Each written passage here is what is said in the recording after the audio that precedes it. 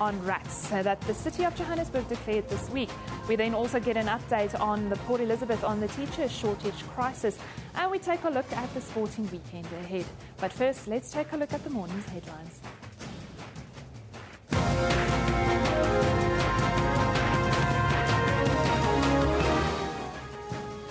The ANC in Gauteng says the country's economy should be restructured to ensure the local production of manufactured goods. This is one of the number of proposals that will be under discussion at its 12th elective conference, which gets underway in Pretoria this morning. Deputy President Cyril Ramaphosa will open the conference. Meanwhile, Ramaphosa has brokered a deal for the Parliament of Lesotho to open on the 17th of October and elections to be held in February 2015. This after he concluded 3 days of his third visit in Lesotho and facilitated the signing of the Nasiru Declaration.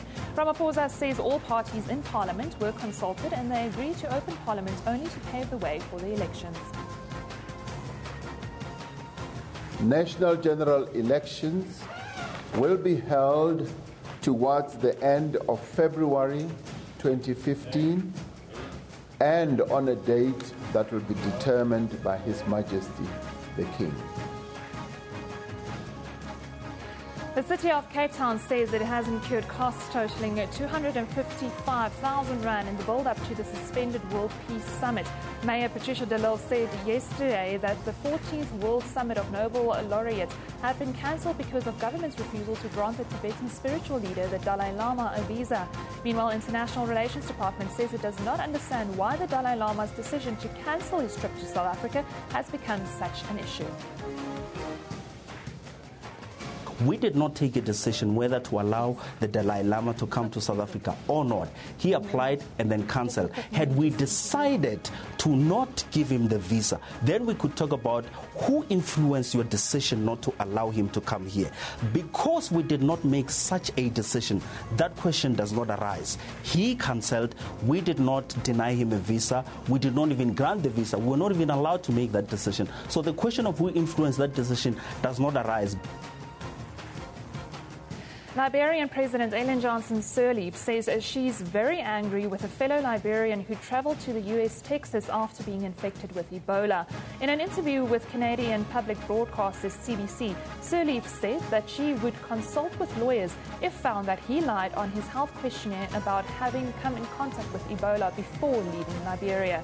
Texas health authorities have meanwhile broadened their circle of investigation to about 100 people who may have come in close contact with the patient.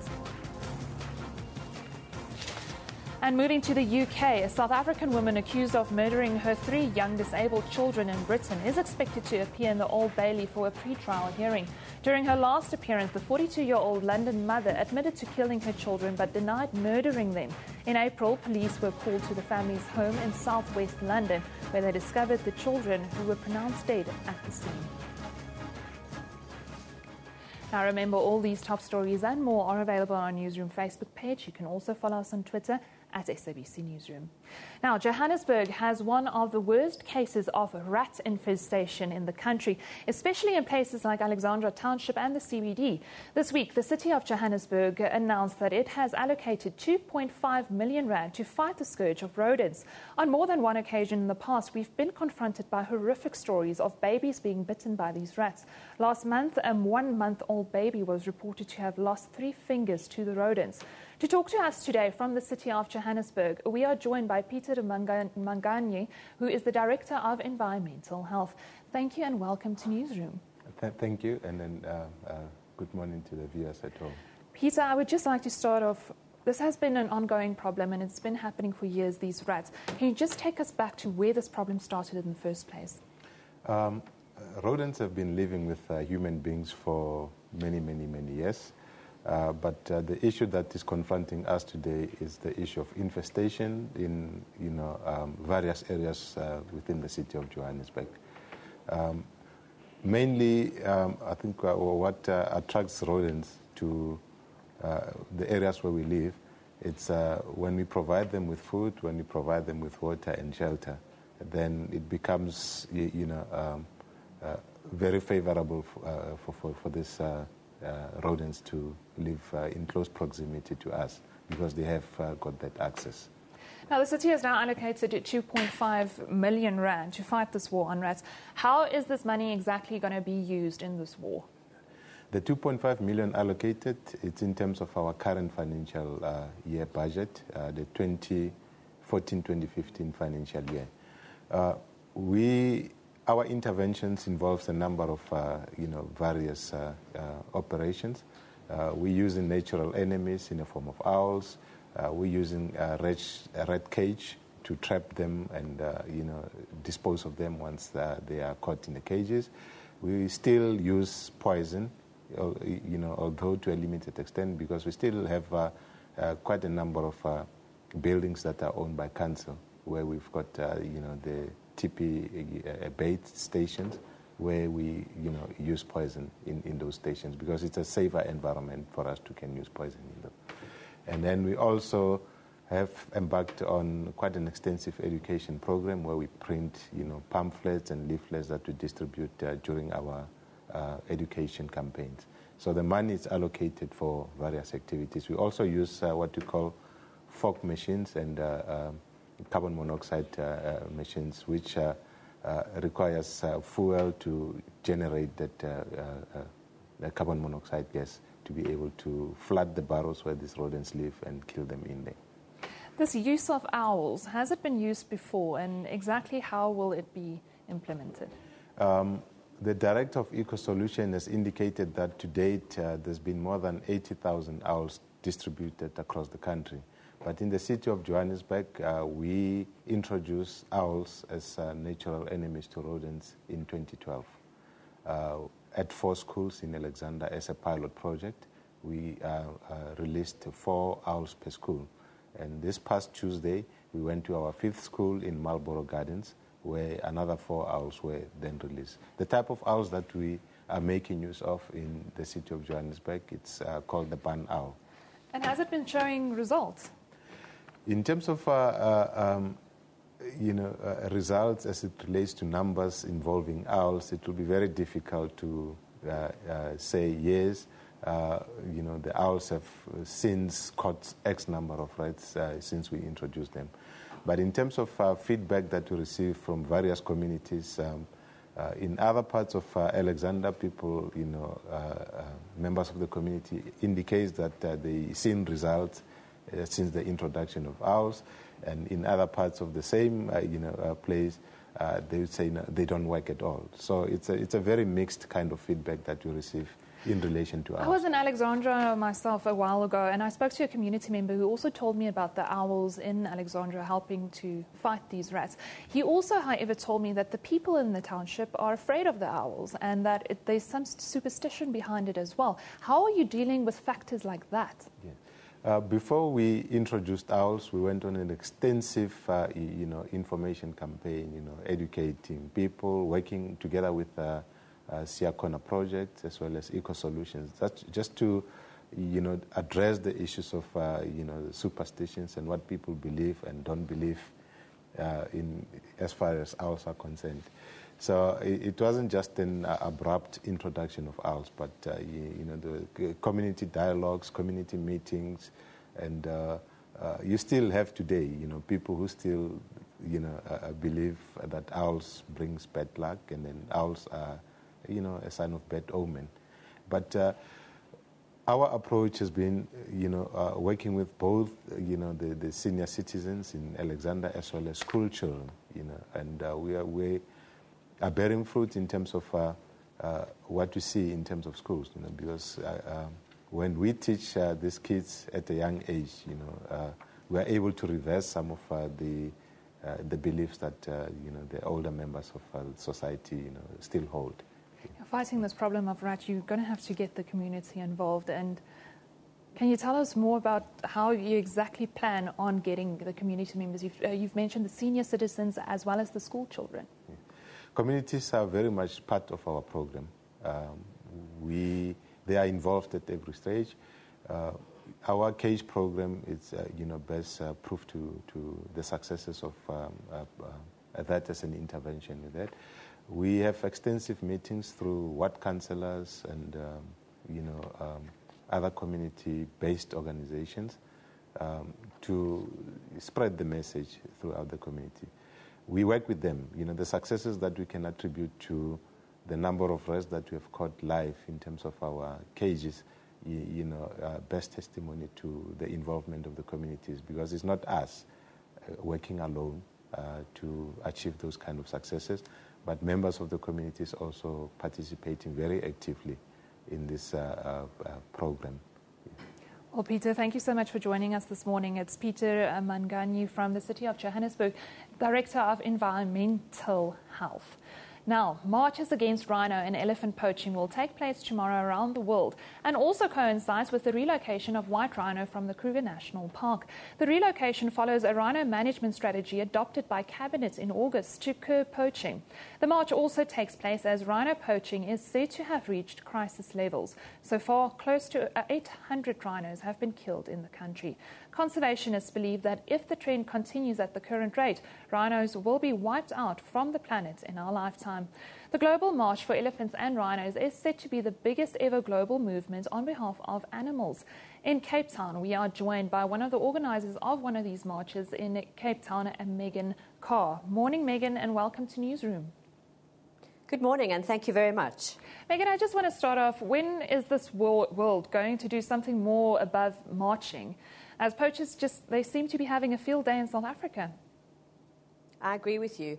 And this is why the march is actually so important. It is a global movement, and we cannot underestimate the power of social media at the moment. If we just look at Hong Kong and what is happening there, we're hoping a similar fact will happen tomorrow across the world. We've all united together, 130 cities across the world, including places in China and the USA, Europe, Canada. Every single continent has got a city represented. And we need to spread the movement and ask our governments to stick together and to stop human greed. Just clarify to us exactly how wide is this campaign, and are there any high-profile people who will also be involved? Yes, there are lots and lots of celebrities that are involved. Leonardo DiCaprio, Ricky Gervais, just to mention a few, Joanna Lumley, and we have got Sir Richard Attenborough. We have got spokespeople from the United Nations. We have got all our conservationists in South Africa working together. We are truly unified for this global movement. You mentioned briefly, but I just want to clarify, are countries in the East also involved in this worldwide campaign? Yes, they are involved. China is involved, and so is Korea. And we're just hoping that this trend will just grow and grow. At the moment, when this started, we were able to change a few cities in America, their whole idea about ivory. We forget that America is the second largest user of ivory products to date, next to China. We've already persuaded 2 states in America to change their laws, and that has happened in the last few months in the run-up to the march, and that is done purely by social media. Megan, are we losing this battle against rhino poaching? If we're looking at the numbers, we're close to 800 already this year. We are losing the battle. We are losing a rhino every 9 hours. We are losing an elephant every 15 minutes. At this point in time, South Africa is really the only place where there are rhino left. And if we don't do something really quickly, we won't have any rhino left by 2026. And imagine the big 5 will be no longer. There'll be no elephant and no rhino. I mean, it's a terrible tragedy. We are running out of time, quite literally. Now, the emphasis is not just on the rhino tomorrow. We're also talking about poaching against elephants in places like Zimbabwe and Kenya. What is the situation like regarding elephant numbers? Elephant numbers are dwindling fast. At the moment, the poaching has overtaken the birth rate, which means it's negative. They are in more danger than our rhino, and we are just not aware of it. When we visit the Kruger National Park, we see elephant in large numbers, and we therefore think that there are so many of them, but this is not the case. This is not the case at all. And at the moment, we've had 2 official poachings of elephant in the Kruger National Park this year, and we are going to see these numbers rising because the greed for humans wanting to use ivory for decorative purposes is growing, which is ridiculous. Megan, if there were some sort of a magic bullet to fight this and to solve this problem within overnight, what would you say that would be? To explain to people, especially in America and in the East, that We don't need trinkets made out of ivory. That rhino horn serves absolutely no purpose whatsoever. We need to show these people more and more how animals are butchered and killed for human greed. I think people don't realize just how the animals are killed for their tusks and for their horn. I think they have absolutely no idea. We need to get this point across. Now, Megan, you also mentioned that social media will be playing a big role tomorrow. How will it be playing a big role? What are the hashtags to follow, and how can people become part of this? Okay, please, if you want to look up the marching, you'll find your city. There's 17 cities in South Africa that are marching tomorrow. The website address is www.globalmarchforelephantsandrhino.org. You can look us up on www.rhinosinafrica.com, and there are hashtags, which is Global March for Elephants and Rhino. And the other hashtag is March Against Extinction. It's on Instagram, Facebook, Twitter. Join the race, join the march. And if you can't go to a march, you can join it on Twitter, you can join it on any form of social media. All the support will be encouraged. We need to get the word out there. We're delivering memorandums to government and to many, many Chinese and Korean embassies tomorrow. Well, Megan, thank you so much for joining us this morning on Newsroom. Megan Carr talking about the global march that will be taking place for elephants and rhinos tomorrow around the globe. On that social media note, let's just take a look at what you've been saying on social media. Please remember to send us your views to @SABC Newsroom on Twitter. We love your comments. We put them up, we look at them, we share them. We also have our Facebook page. There we have it, Ebola. If Ebola is in my city, I will be like this. Stay away from me, you wild Ebola freaks. #Stay alive. Ebola's no joke. Certainly it's not a joke. Restricting flights from West Africa is racist, says Democrats.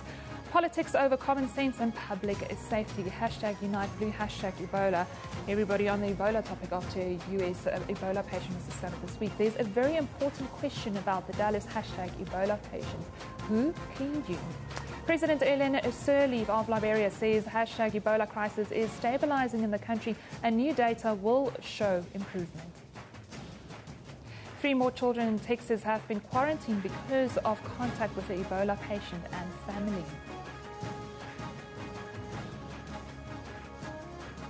Now, let's just take a look at the world's front pages this morning.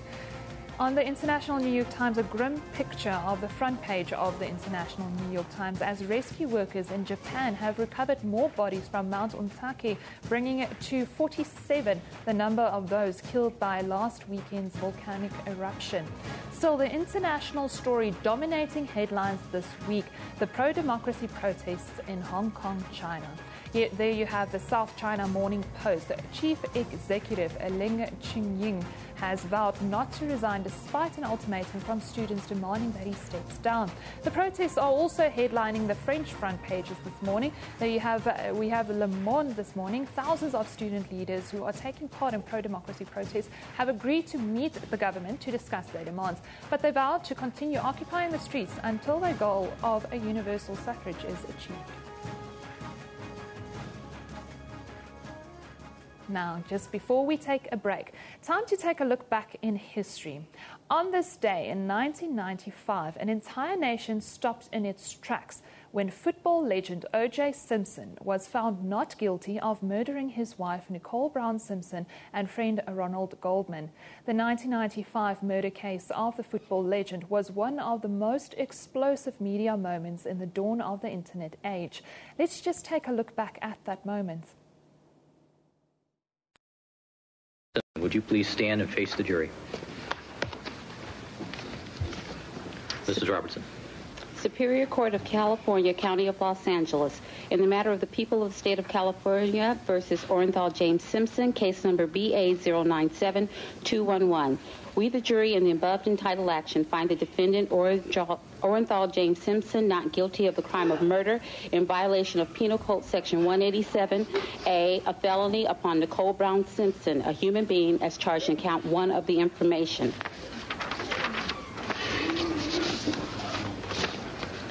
Superior Court of the State of California, County of Los Angeles, in the matter of the people of the State of California versus Orenthal James Simpson. We, the jury, in the above entitled action, find the defendant, Orenthal James Simpson, not guilty of the crime of murder in violation of Penal Code Section 187A, a felony, upon Ronald Lyle Goldman, a human being, as charged in count 2 of the information. We, the jury, in the above entitled action, further find the special circumstance that the defendant, Orenthal James Simpson, has in this case been convicted of at least one crime of murder of the first degree and one or more crimes of murder of the first or second degree to be not true.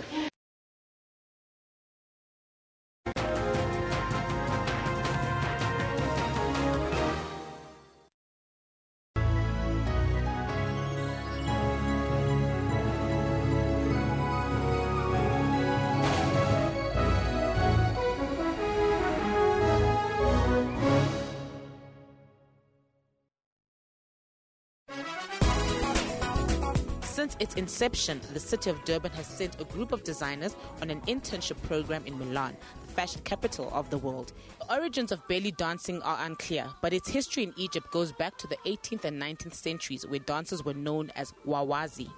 Inala's original music is composed and performed by Ladysmith Black Mambazo, the multiple Grammy Award-winning South African isicathamiya group led by Joseph Shabalala and Ella Spira.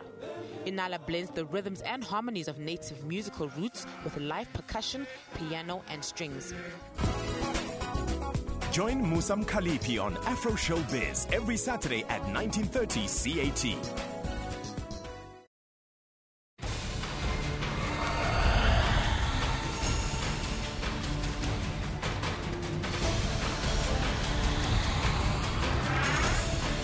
SABC News, we've got Africa covered.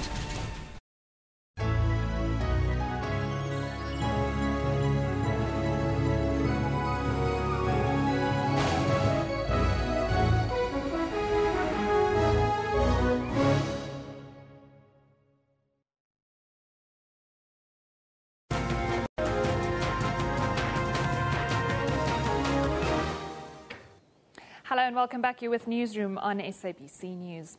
The decision of the Eastern Cape Education Department not to employ more teachers for the next academic year has been roundly rejected by teacher unions and parents in the province. They say it will not address teacher shortages and overcrowding in provincial schools. The Education Department has announced that it won't hire any more teachers for next year.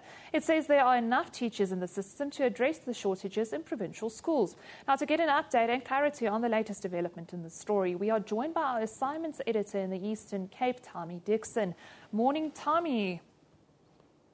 Morning, Catherine. Good morning. Tommy, I just want to start off, just tell us, break down the rationale behind the department's decision and what exactly is their argument? Now, Catherine, thank you very much. You'd remember that for weeks now, or probably months, we have seen several schools throughout the province of the Eastern Cape having been closed down by angry parents who are demanding more teachers. I mean, the one picture that we have behind me, such schools, there have been quite a lot of these schools here in the Eastern Cape where there are no kids because parents have moved in, intimidated teachers to get out of those schools, and then they close down those schools, arguing that they need more teachers, and that has actually affected even the students who are actually, or rather the learners that were supposed to be writing the annual assessments, and some of those who are actually preparing for the matric exams. Now, this week, the Department of Education actually responded to these concerns and made a very critical decision in terms of how it's going to address what is known as the teacher crisis in the Eastern Cape. Now, they took a decision that they are not going to employ any more teachers for the next academic year, 2015. They are now going to work with the number that they have in the system. They're going to retain the 56,000 teachers that are there in the Eastern Cape as of now.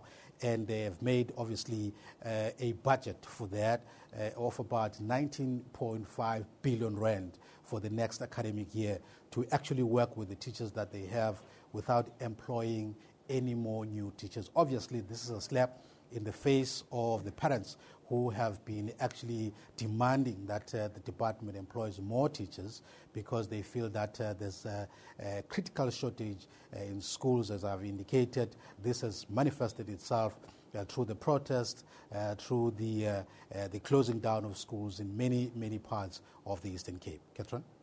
Now, tell me now, not employing additional teachers, how is the department going to address this teacher shortage then? Now, the department has come up with a strategy with two elements. Now, it says, while it's not going to employ more teachers, what it's going to do is going to look at the numbers that it has. It believes that it's got a surplus of about 6,000 teachers in the system. Now, these are teachers that are located where they are not supposed to be. Now, and the result of this surplus is because some of the schools in the Eastern Cape are now non-viable schools. In other words, they are small schools. They don't have enough numbers. And because parents are taking their kids away from township schools, they're taking their kids away from rural schools to where they think that it's better schools in towns and in urban areas. So leaving now teachers just roaming around without any work to do because they are not numbers, they are not teachers. So it's going to deal now with these surplus teachers. Like it says there are about 6,000 teachers that are just roaming around in the system.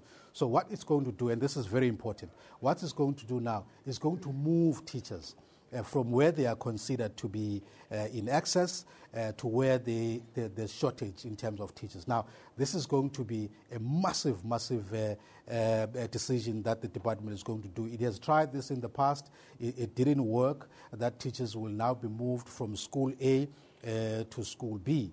And school A might very well be here in Port Elizabeth, and school B might very well be 600 kilometers away, which then means that you'd have to uproot your own family to be able to actually retain your job as a teacher in another school. So that's the first part of the department's strategy. The second part of the strategy is to deal with what the department considers to be the ghost teachers in the system. Now, it says there's quite a lot of ghost teachers in the Eastern Cape in the system. Many teachers have died, but they have never been removed from the system. Many teachers are on long-term sick leaves. Some are terminally ill.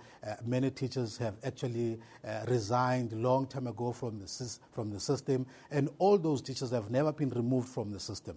What the department now has to do is to employ temporary teachers to actually replace the teachers that have died, but they have never been removed in the system. So they are in the system, but they are not in the classroom. So they need to clean that system first to make sure that they create space to employ more teachers. Because what it does now is to employ temporary teachers to replace teachers who are actually in the system but they are not in class.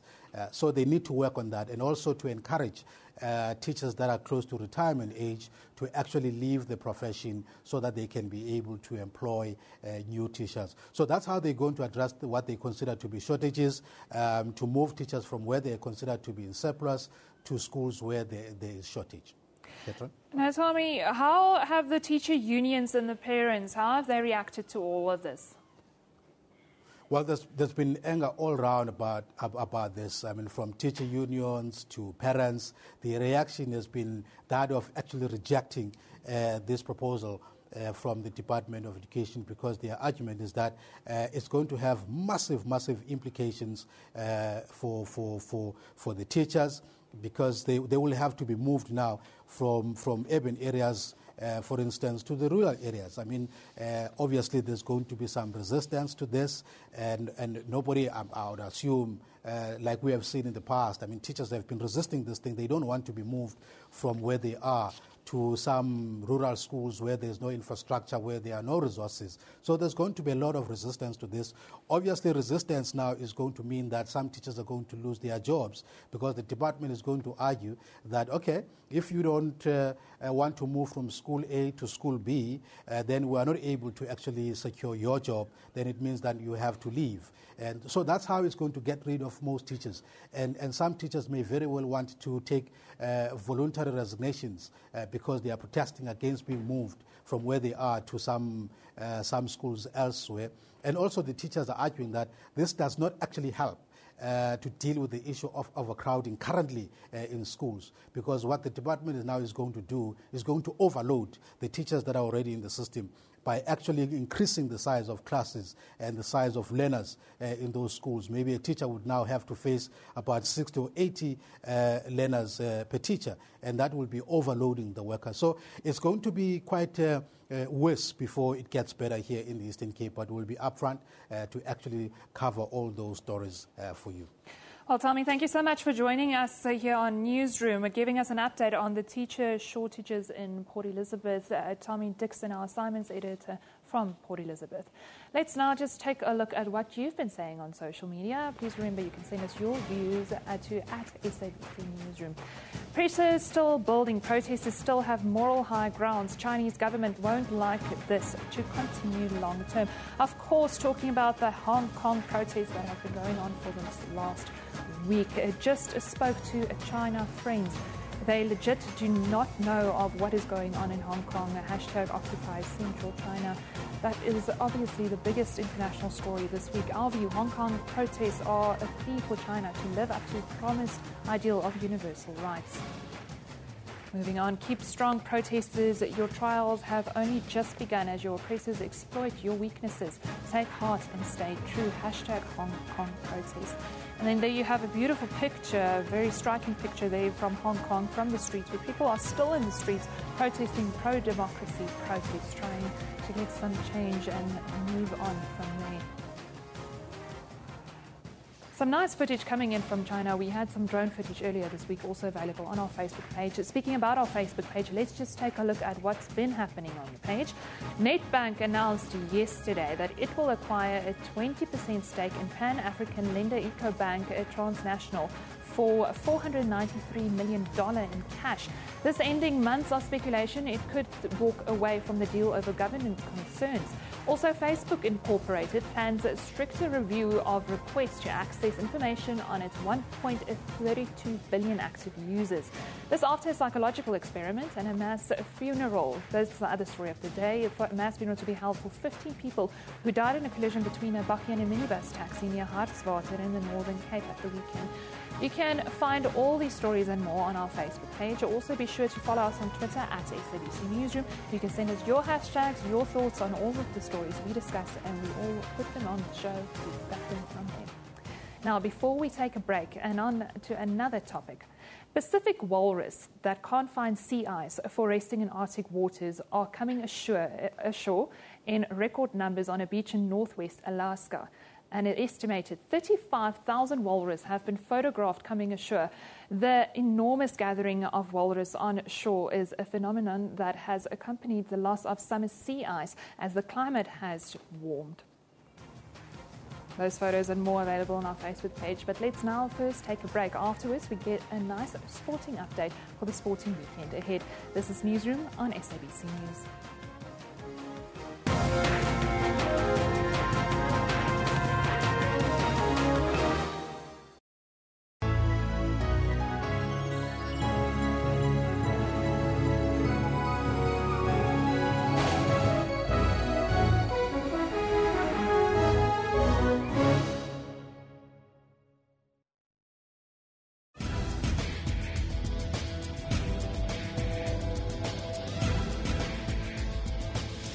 A huge part of this African growth is technological innovation. Governments here are working hard to ensure that the continent's technology matches that of more advanced countries. High-speed internet connectivity is regarded as a utility. As the continent battles diseases like Ebola, social media becomes the preferred method to share information. People on social media are some of the society's most influential. To find out more, join me, Phumelele Zondi, on Network every Sunday at 7:30 p.m. only on SABC News.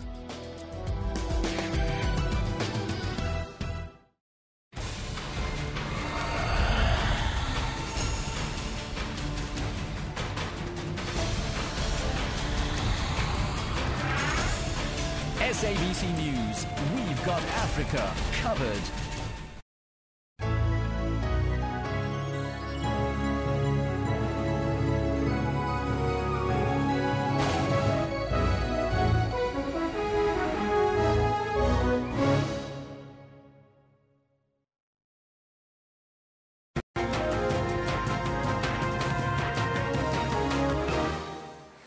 Welcome back. You're with Newsroom on SABC News. Let's take a look at those headlines this morning. The Department of International Relations and Cooperation has dismissed reports that the South African government has denied Tibetan spiritual leader the Dalai Lama a visa to the country. Cape Town Mayor Patricia de Lille announced the decision to suspend the 14th National Summit of Nobel Peace Laureates yesterday. This after several Nobel laureates cancelled their participation in the summit, which was scheduled to take place this month. They started pulling out following the Dalai Lama's cancellation of his trip to South Africa due to problems with his visa. The ANC in Gauteng says the country's economy should be restructured to ensure the local production of manufactured goods. This is one of a number of proposals that will be under discussion at its 12th elective conference, which gets underway in Pretoria this morning. Deputy President Cyril Ramaphosa will open the conference. And Liberian President Eben Jansen says that she is very angry with a fellow Liberian who traveled to the U.S. Texas after being infected with Ebola. In an interview with Canadian public broadcaster CBC, Sirleaf said that she would consult with lawyers if found that he lied on his health questionnaire about having come in contact with Ebola before leaving Liberia. Texas health authorities have meanwhile broadened their circle of investigation to about 100 people who may have come in close contact with the patient. Remember, all those top stories are available on our Newsroom Facebook page. You can also follow us on Twitter at SABC Newsroom. Now, the Department of Arts and Culture, in partnership with the Free State Department of Sports, Arts, Culture and Recreation, is hosting the Makufe Festival from today until next Sunday in Bloemfontein. The 2040 Makufe edition will be staged against the backdrop of the celebration of 20 years of freedom. Canelo Lekafola joins us from our Bloemfontein studio. Welcome to the show, Canelo. Good morning to you and good morning to the viewers. I would just like to start off. Can you tell us a bit more of what you guys are expecting from this 2014 Makufe Festival? Yes, the 2014 Makufe Festival hosts a well-known lineup of people, the artists that will be performing in the Makufe this year. Remember, this is the 10 days event which starts today on the 3rd and it ends on the 12th on Sunday with a soccer match between Bloemfontein Celtic and Kaizer Chiefs. Yes, they will be battling it out for the Makufe Cup. So we'll just wait and see what will happen that day. But as for the festivities and events that will happen from today, we know that today they will be starting with the performance at the Bloemfontein or Mangaung Sports Outdoor Center, whereby there will be a performance by William Mthethwa, and it will be a performance by a Free Staten, which will be performing there, called Tsepe. The festival will go there as an icebreaker today for the Makufe Festival of this year. And tomorrow it will be it will be the grand opening, which will start at a well-known place in Mangaung in Moshasha Street, Sechaba Braai Place, where the parade will move to the outdoor center again for certain things to happen. That will be tomorrow on the 4th. And tomorrow on the 4th again, for the first time ever in the sport fraternity or the sport version of Makufe, there'll be a game of rugby, a rugby match that will be played. That will be between the Free State Cheetahs and they will be playing against the DHL. They'll be playing against the DHL. So that will be the cricket match that will be happening for the first time in the Free State here in the Makufe Festival. But there are other things that will be happening again, the arts and crafts that will be happening from the 6th, which will be on Monday, until the 10th on Friday. So it is the week-long activity that is going on of the arts and crafts and other things that will be displayed at the CBD of Bloemfontein, where the tent has been created or pitched for activities such as arts and crafts to happen. And as for the 11th on Saturday, that's where the main jazz festival will be happening. And there'll be a lineup of artists, which I will talk about it later in this particular discussion with me. Canelo, I also want to know what is the theme of this year's festival and the meaning behind it? The theme of this year's festival is that in Sesotho they simply say Yalla Melodi ya Tokoloho, which is something that can be loosely translated in English that there comes the whistles of the freedom. As we know that this is the 20th of democracy, so this theme actually is intertwined with the celebrations of the 20th of democracy. Hence the theme, Yalla Melodi ya Tokoloho, as I've already explained in English, there comes the whistles of the freedom. Yes, that is the theme, basically, in essence, of Makufe this year. You already briefly mentioned the artists. Can you just elaborate more on the artists that will be performing? Do you perhaps have a lineup for us? Yes, it is not only about the main jazz festival that will be happening on Saturday, but it is also about the divas on Thursday. It is also about the Indo jazz that will also be happening on Friday, I think. So the lineup for divas, it will be the likes of Zahara, Shanti Savage, and others. And for the Indo Jazz Festival, it will be the likes of Sibongile Kumalo, Don Laka, the Eltlu, the likes of Eltlu, as well as Jimmy Tutlu. But for the main jazz festival, it will be them together. It will be those that I have mentioned together, and many others, the likes of Shanti Savage, I've already mentioned. I have also already mentioned the international artist in the name of Eltlu. And Zahara will also be there. Don Laka will also be there. Sbongile Kumalo will also be there. So that will be the lineup for the main jazz festival on Saturday. Canela, also, it's not the first year that this festival is taking place. Just elaborate on how this Free State will benefit from it and how has it grown over the years? Yes, the festival today, this is the 18th edition of the festival, as it has first started in 1997. And from 1997, when the festival started, it started showing the support of only around 30,000 people who were supporting Makufe, as it only has just started.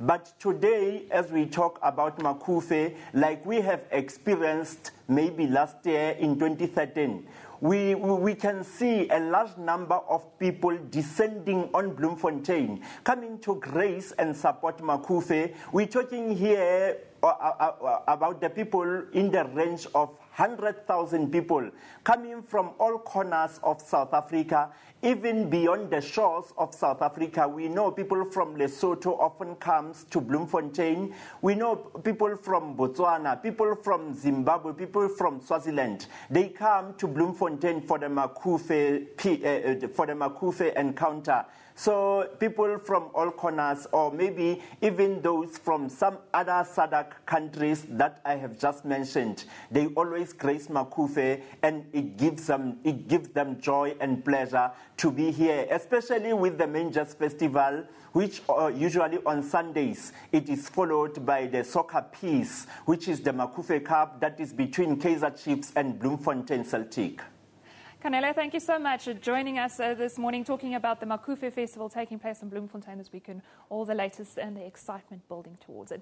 Now, it's another weekend full of sports. We focus on Championship Rugby. The Telkom Knockout Cup kicks off this weekend, starting with tonight, and tomorrow in cricket is the CLT20 final. Now, the big talking point is the final round of the Rugby Championship between South Africa and New Zealand at Ellis Park. Lebogang Dube joins us to tell us all about this and more. Welcome to Newsroom. Thank you very much, Kathy. It's the All Blacks are looking for a sixth successive win against the Boks. Now, Coach Stephen Hansen is in a good position. What do you make of this weekend's match? For the Springboks to win the match, it's possible, but improbable. You look at they are missing key players in key positions. For example, if you look at the breakdown, they are missing two loose forwards, Francois Lowe and Willem Alberts, as well as they'll be hampered by the absence of Dwayne Vermeulen. So that would make it very difficult for the Springboks to actually come out with a victory there in Ellis Park on on Saturday. Now, the All Blacks are also unbeaten since December 2012. And even Springbok coach Heineke Meyer also admitted this week that they are currently one of the best teams that they've come to face. What are the Springboks looking at for this weekend? What do they want from you? Look, I think the objective is to come out with a victory at Ellis Park. But as well, maybe to try and get that bonus point, but hopefully not repeat the same mistakes that they did in 2013, trying to get the 4 tries, but instead them conceding 5 tries. But as well, you look at veterans in the team, Jean de Villiers, you look at Bismarck du Plessis, Victor Matfield, wanting to actually stop the good run of form from the Springboks, from the All Blacks, who have actually not lost a match since December 2012. And as well, try and stop the All Blacks from getting a 6th successive win against the Springboks. So I think that would be the main objective.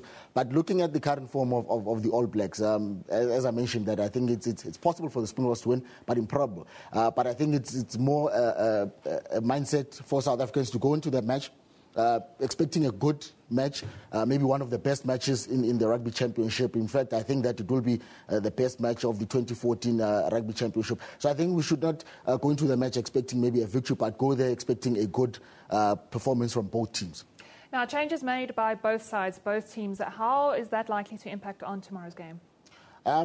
To impact, I think, the players have been able to gel well. So whether changes have been made, yes, it will have that impact. But as well, I think the selection from the coaches has been consistent in building up to the Rugby Championship and as well into the Rugby Championship. And as looking forward, planning towards the 2015 World Cup, Rugby World Cup. So I think in terms of making an impact tomorrow, you look at the New Zealand team without Carter, without Cruden, but Buden Barrett is there, and he actually gave the Springboks some problems when they last met. So I think that would be the main impact from the New Zealand side. But I don't think that there will be much impact, looking that they've already won the championship, and South Africa would be looking just to get that victory and maybe to redeem themselves and restore some pride.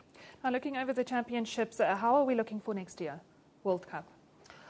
Looking at the World Cup next, I think both teams, obviously, they'll be looking this Rugby Championship preparations. In fact, all the 4 teams will be looking at preparing towards the World Cup. But looking at the way the All Blacks have been performing, they go there as a strong contender in actually defending the title for next year. But as well, looking South Africa, they've improved in this campaign.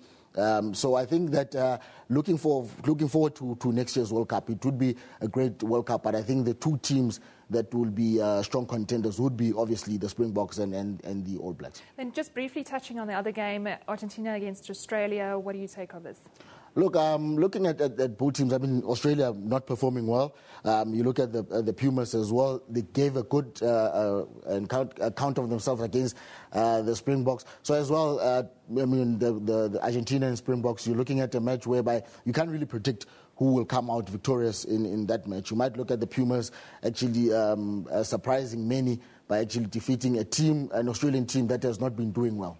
Now, just touching and moving on soccer, Kaizer Chiefs should be oozing with confidence after winning MTN 8. Oozing with confidence. They're coming against a side that they played against 7 days ago, coming out with a victory, their 1-0 victory against Maritzburg. But as well, Chiefs have been doing well. I mean, they have not lost a match this season. They go into this match at home against a team that quite a good team, against a coach, a master tactician in Steve Kompela. And as Stuart Baxter said, that, I mean, he knows Steve, he's worked with Steve before, and he's expecting that they will give them a good run, and it will be a tough match. But looking at the performance of Kaizer Chiefs, they're likely to come out victorious, but we shouldn't be surprised if Maritzburg cause an upset. And then the defending champions, Platinum Stars, and last year's finalists, Orlando Pirates, is another focus. I mean, they played in the final last year at the Moses Mabhida Stadium. Platinum Stars coming out victorious there. You look at Pirates coming to the match after defeat against Chippa United. Platinum Stars played a draw in their last match. Platinum Stars not doing well, but I think they'll also come with confidence, looking that in the MTN match, first match, they played against Mamelodi Sundowns, of which they beat Mamelodi Sundowns, and it was probably their best performance of the season. So coming against Pirates, that will be a very tough match. Not easy to predict which team will be able to win. But looking at Orlando Pirates and the way they attack as well, you're looking likely that Orlando Pirates might be able to come out with a victory, especially noting that they lost against them in the final last year. They'd want to actually revenge against Platinum Stars. Well, Lebo, thank you so much for joining us and giving us all of the update for this upcoming sporting weekend. Now, a Newsroom, that's where we leave it today. Newsroom is broadcast live from our studios in Auckland Park, Johannesburg, every weekday morning between 9 and 10 a.m. The show repeats at 2 in the afternoon with a rebroadcast at 5 a.m. the following day. We're also streaming live on YouTube at the time, with the show available on demand on our YouTube channel. This is SABC News, and you've been watching Newsroom, where we love it in the morning.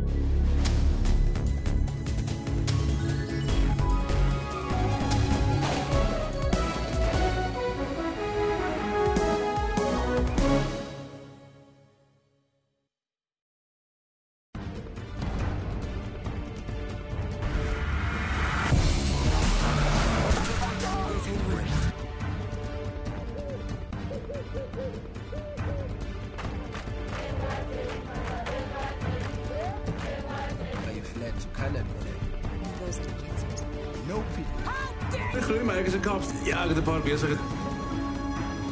Kom.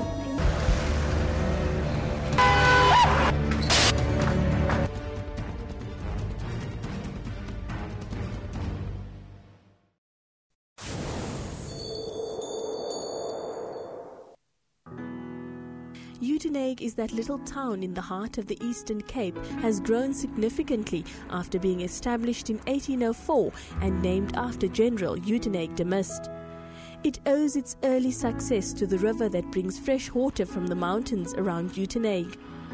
Many travellers describe the place as an oasis, and judging from the harsh terrain they must have crossed to get here, it truly did look like one. Uitenhage became a very important town in the Eastern Cape. It housed the Drosti or Magistrates Court, and all legal matters were settled here. As the town grew, more and more people came to settle. One of these groups were Muslims, who came mostly from the Cape in search of better opportunities. With them came their culture, tradition, and most importantly, their religion. Uitenhage is really quite old in relation to the other towns.